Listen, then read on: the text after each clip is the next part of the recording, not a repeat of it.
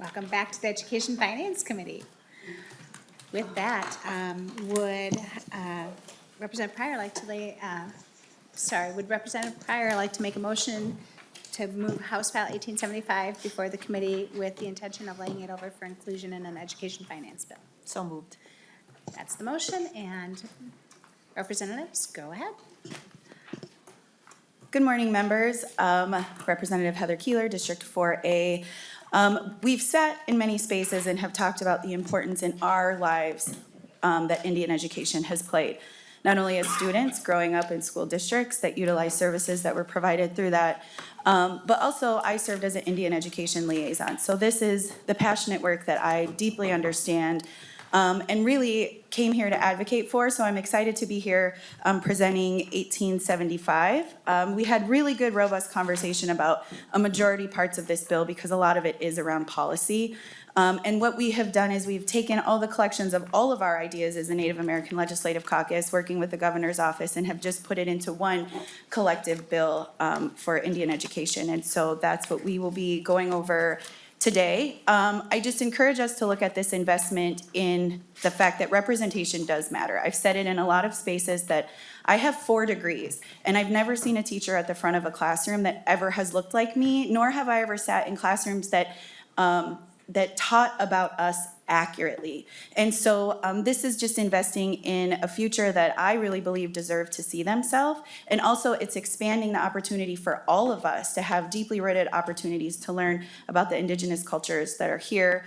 And we've said it many times in the last couple of days that we have 11 sovereign nations and we sit on 100% ceded treaty territory. So I do believe that this is part of our responsibility to continue to invest in these areas. I'll pass it over to my co-presenter. Thank you, Representative Kozlowski. Thank you, Chair and members of the committee. Buju Ozawa Anakwad, Magizinian Dodan. I'm also really excited and proud to be here with this slate of bills and this packages, and just want to say my thanks to the Department of Education and to our American Indian offices, families and students, and Minnesota's 11 tribal nations that share geography with Minnesota. Because this bill is a really important one that meets the unique needs and challenges, but also invests in the strengths and contributions of our people. Like Representative Keeler, I also grew up attending schools where in fact we had a mascot, an Eskimo.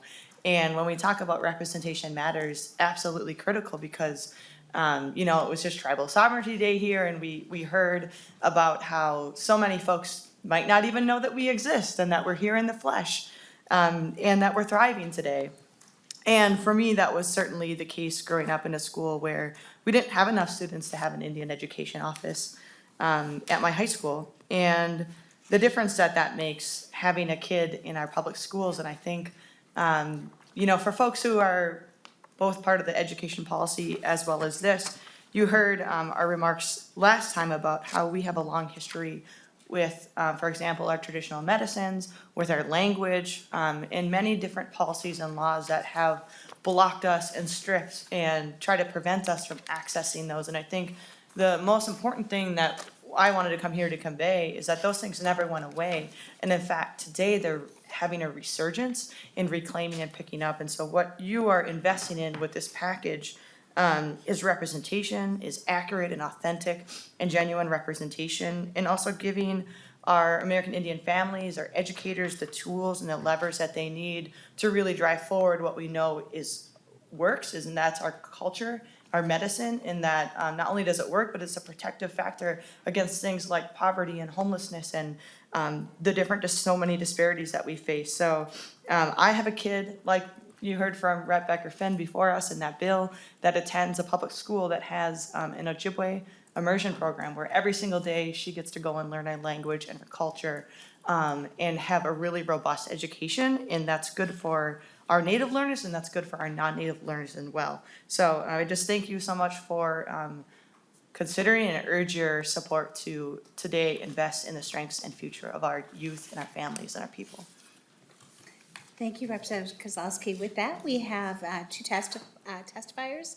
Glenda Martin on remote. Please state your name for the record and proceed.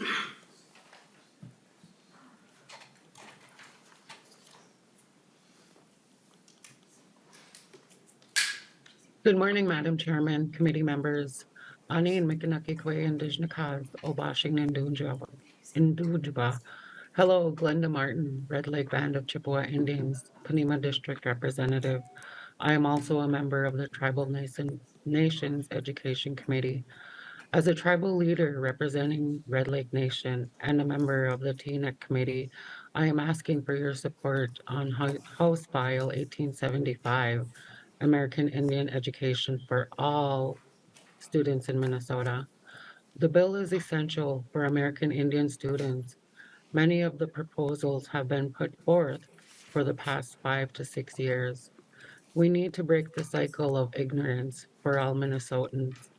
We all need to know and authentically recognize our tribal communities, their histories, understanding, and current issues.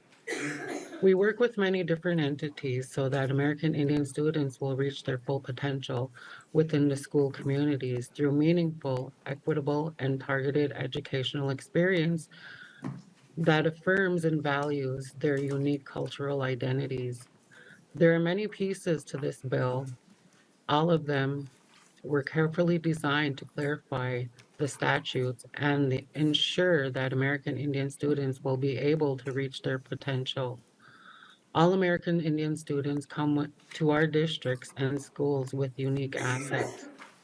These pieces are all aimed at closing the achievement and opportunity gaps for them and to help districts and schools to be better equipped to assist American Indian students succeed educationally. If our American Indian students do better, we all do better. I would like to see all students learn about the history of all 11 tribal nations in Minnesota, including treaties, sovereignty, treaty rights, and Indigenous language, and that this be added in as an academic standard. It is time for all Minnesota to learn about the 11 tribal nations and to learn about the history of who we are and where we come from. Thank you, Madam Chairman and committee members. I ask that you support House File 1875. Miigwech, Glenda Martin. Thank you for joining us today. With that, we also have Adosh Uni.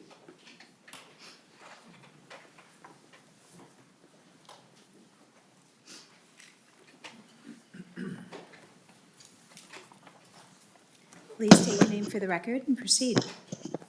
Madam Chair, committee members, my name is Ado Shuni. I'm the Director of Government Relations for the Minnesota Department of Education, and thanks for the opportunity to provide some supportive testimony today on HF 1875. I first want to thank the representatives here for their leadership in this space. This is really shining a light on an area I think that they've testified to eloquently that has not gotten a lot of focus over the years, and now we're seeing the culmination of a lot of proposals that have been seen here and there over the years, but really are in this package for the first time. And we're being able to hear really important voices and grapple with some important concepts that are gonna have a huge impact on some of our most underserved students. There are a range of policy items in this bill that I'm not gonna touch on today because we focused on those in the policy committee. But I do wanna point out how much of an impact they have for students, families, and communities on a daily basis as well as a long-term basis for improving their educational outcomes. But there are some budget items in here that I'm gonna briefly describe, and then I'm happy to answer any questions, technical questions we may have on the budget, or if there's space on any of the policy questions. So the several items in the budget bill that I'm gonna focus on, there's three major ones. The first one is an additional $1.61 million in funding for the Minnesota Indian Teacher Training Program. This is a program, basically what the title says, it's about recruiting and getting American Indian teacher candidates the training they need for becoming licensed teachers. This is based on a partnership between districts, school districts, and higher education institutions to provide teacher training for these candidates. In addition to the funding amount, this is a one-time $1.61 million. We're making a programmatic change where right now the funding is be able to be used by candidates for only 2 years. We're expanding that to a 5-year period. This is much more representative of the candidate's experience across the college experience. It's not a 2-year experience, it's a 4-year experience. sometimes 5 years. And so we want the candidates to have some relief, knowing that they're gonna have access to those funds for the, and the institutions will have access to those funds to support those candidates over the course of their tenure at the institution. The next proposal we have is an increase to American Indian Education Aid and extending it to joint powers districts. This would be about $13.5 million in the first biennium and close to $15 million in the second biennium. And this would also make clear that American Indian Education Aid can only be used for non-native students after all American Indian students' specific cultural and academic needs are met, and as well as I mentioned, extending the aid to joint powers districts. And then finally, the budget also proposes $7.5 million for native language revitalization grants. So these would allow school districts and charters to begin offering language instruction in Dakota or Anishinaabe languages or another indigenous language or indigenous language to the United States and or Canada. Grants will fund teachers and course materials, and this will be $7.5 million on an annual basis ongoing. And then finally, we are proposing a non-cost proposal in the overall American Indian education package. That would be a 10.72% tribal Head Start set aside. That would make tribal Head Start programs have stable funding. This is no cost proposal. It is being carried in the early learning space, but one that I feel should be noted in this overall package, and one that the administration has been pursuing for several years. Thank you, Madam Chair. Thank you, Mr. Uni. With that, members, questions or comments at the table? Representative Purcell. Thank you, Madam Chair. Thank you to the bill authors. I will be really excited to sign on in support of this bill, and I want to speak for the kids in my rural, mostly white district. There is a ton that they can learn about here too, so especially the Section 4, Subdivision 5, Indian Education for All, I feel very strongly about. When my kids come home telling me things that are just untrue from school, it's hard for me to alone be able to counter that, and our kids deserve to know the truth. And I'm thrilled about this bill. Thank you for all of your work moving this forward, and just a lot of gratitude. So, Megwitch, thank you. Thank you, Madam Chair. Thank you, Representative Purcell. Representative Reed. Thank you, Madam Chair, and thank you to the authors for bringing this bill forward. I think it's really exciting. I think, I'm a person who really enjoys the diversity of cultures within our state and our country, and I think it's great that we're finally going to be funding Indian culture and the language classes.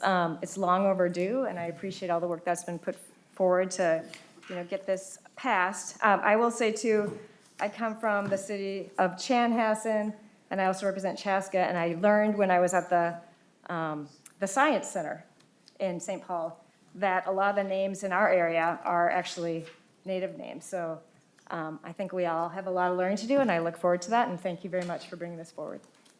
Thank you, Representative Reed. Members, any other comments or questions? Representative Pryor. Thank you, Madam Chair. Thanks.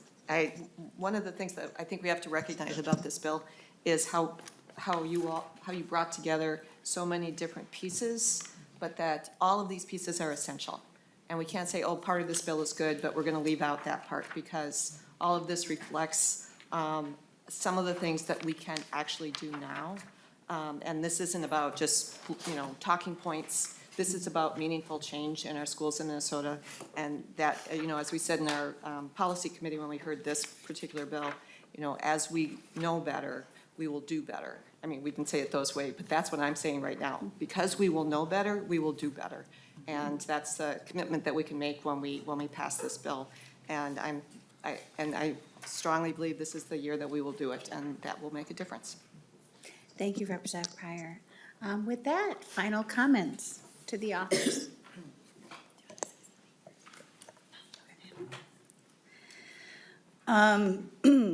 Thank you, members, for listening. I said this in the policy committee that my first really clear experience with racism happened in the classroom. in elementary. And it changed me. It changed my family, and it changed the way that we viewed education as an opportunity to help me grow. So the way that we look at things as Indigenous people is very holistically. We bring all of the components together that make us strong and healthy, and that is why we packaged this bill in the way that we did. It's making sure that we're seen in a really respectful way. It's making sure that we open up opportunities for conversation with our tribal communities. And then it's helping individuals grow through education. As I've learned in my adult life, is a lot of people really just don't know. And we don't blame you for not knowing, but once you know, it's our opportunity to grow and learn and really partner in the beautiful parts of who we are. So to me, what that elementary experience did is it really created a harmful space in education that led me to attempt suicide twice because I didn't see myself in these spaces. Nobody talked to me about the realities of who we were, and it really, by not talking about it, made us invisible in spaces that were very much here. And so I know it's education, and I know that it's important, but really, it's also inclusionary action.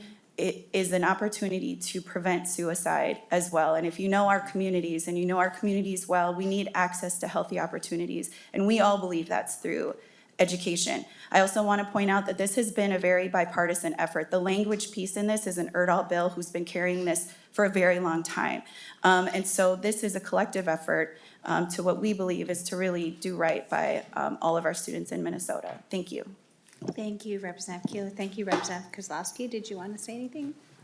Sure, thank you, Chair. I'll just add that in terms of the pieces in this bill, I really appreciate the comment that this is holistic and it can't be piecemealed, that the way we do so many things as Native peoples is we use our bundles. And I look at this as that bundle, that gift, that legacy that we're carrying forward for our kids and what is going to permeate out and strengthen our families and our communities and our nations as well. And I think about growing up, and on my reservation, there is 2 first language speakers remaining, and one of those is my cousin, my grandma's cousins. And what it is that investing in the language revitalization and being able to restore and reclaim and pick that up, because if you can strip people of their land, of their language, of their hair, of their culture, then what is there left, right? And so for us to be able to reclaim and restore and pick that back up for our future generations. And when we talk about curriculum development and the millions of dollars that's gonna go into that piece, it isn't just translating word for word English into Ojibwe, it's all of those aspects, the cultural grounding that is really takes so much time for our educators to be able to do that. And so there's so many things to say, but I just want to say a big miigwech to all of you, and I look forward to passing this across the finish line. Thank you both, and with that, I'll renew the motion that House File 1773 is laid over, that House File 1875 is laid over for inclusion in the Education Finance Bill.